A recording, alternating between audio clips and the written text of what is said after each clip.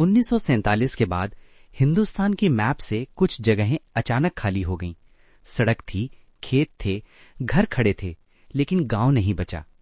न सेंसस में नाम मिला, न रेलवे रिकॉर्ड में जिक्र, न किसी सरकारी फाइल में निशान। पार्टीशन ने सिर्फ लोग नहीं छीने, उसने पूरे के पूरे गांव मिटा दिए।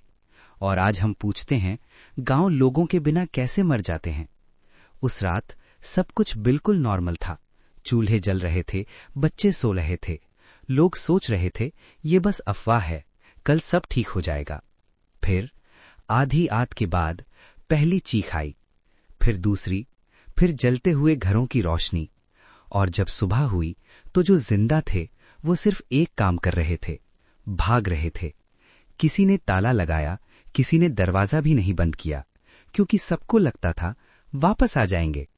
लोग ट्रेन्स में भरे गए, शहरों तक पहुंचे, रेफ्यूजी कैंप्स बने, नए शहर बस गए, नई जिंदगी शुरू हो गई।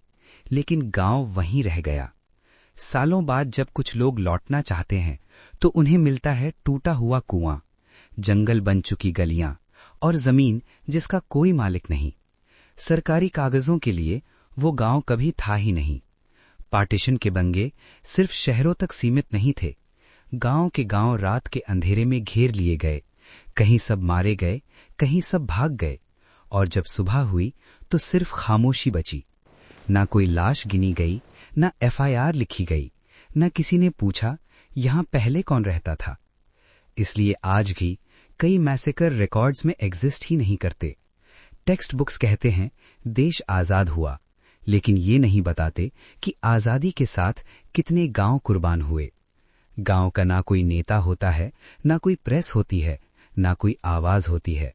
इसलिए जब गांव मरता है तो वो चुपचाप मरता है और दुनिया को पता भी नहीं चलता।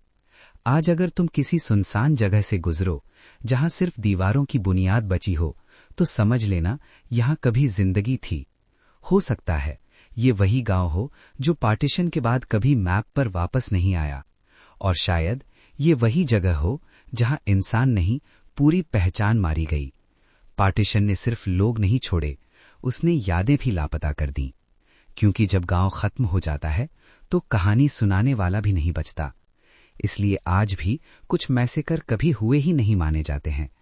हिस्ट्री ने बंटवारा लिखा, लेकिन गांवों की मौत लिखना भूल गई।